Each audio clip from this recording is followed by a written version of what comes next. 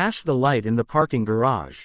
The elevator doors closed with a soft whisper, leaving Marcus Chen alone in the underground parking garage of Pinnacle Industries. It was well past midnight, and the concrete cavern stretched out before him like a forgotten world. Fluorescent lights hummed overhead, casting long shadows between the rows of expensive cars. Marcus adjusted his simple security uniform and checked his watch. 3 months ago, he had been the CEO of this very company.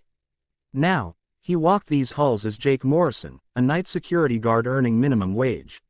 It was his own idea, a radical experiment to understand his employees from the ground up. The board of directors thought he had lost his mind. "You want to do what?" his CFO had asked, nearly choking on his coffee.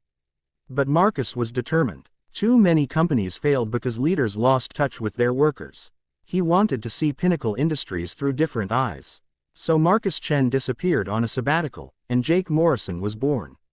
New identification, modest apartment, beat-up car. He had even practiced changing his voice and mannerisms. Only his assistant Sarah knew the truth, and she thought he was crazy too. The first weeks had been humbling. Supervisors who once hung on his every word now barely acknowledged him. He ate lunch alone in the break room while others complained about upper management and their unrealistic demands. He learned about broken equipment that took months to repair, outdated computers that slowed productivity, and policies that sounded good on paper but made no sense in practice. Tonight felt different, though. As Marcus walked his usual route through the parking garage, something caught his eye. In the far corner, near the emergency exit, a small circle of light flickered against the concrete floor. He approached quietly, his footsteps echoing softly in the empty space. What he found made him stop completely. A young man sat cross-legged on the cold floor, hunched over an open book.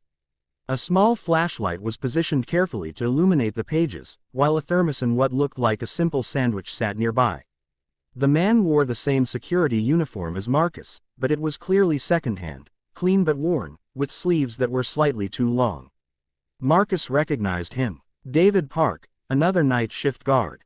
They had worked together for several weeks, sharing quiet nods and brief conversations about weather and sports. David was probably in his early 20s, always polite, always punctual. But Marcus had never imagined this. David was so focused on his studies that he didn't notice Marcus approaching. The book appeared to be about business management, filled with highlighted passages and careful notes written in the margins. A stack of similar textbooks sat beside him, along with a notebook covered in neat handwriting. "Evening, David," Marcus said gently, not wanting to startle him. David looked up quickly, his face flushing with embarrassment. He immediately began closing the book and gathering his things.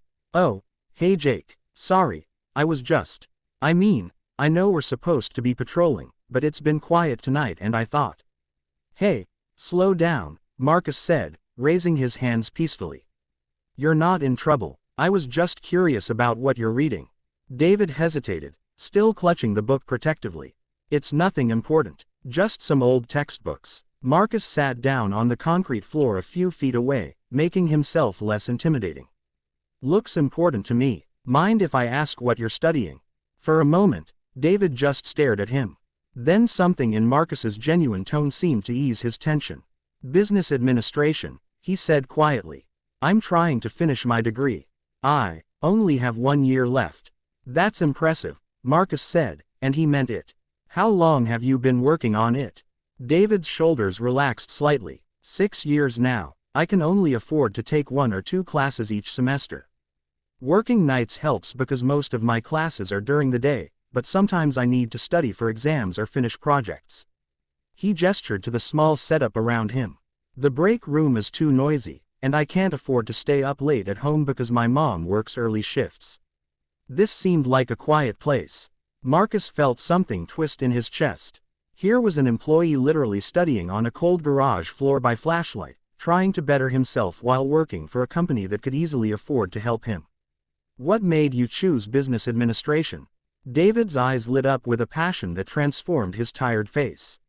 "I want to understand how companies really work. Not just the theory, but the real stuff. How to make workplaces better for everyone, you know. I see so many problems at jobs I've had, but I never understood why they happened or how to fix them. What kind of problems? Marcus asked, though he suspected he knew the answer.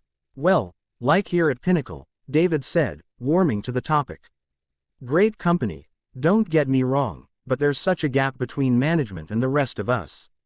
The executives make decisions without really understanding how they affect people like us. Like when they changed the scheduling system last month. It sounds efficient on paper, but it's made everyone's life harder. Marcus nodded thoughtfully. He remembered approving that scheduling change. It had seemed logical at the time. I keep thinking that if I could learn enough about business, maybe someday I could help bridge that gap, David continued.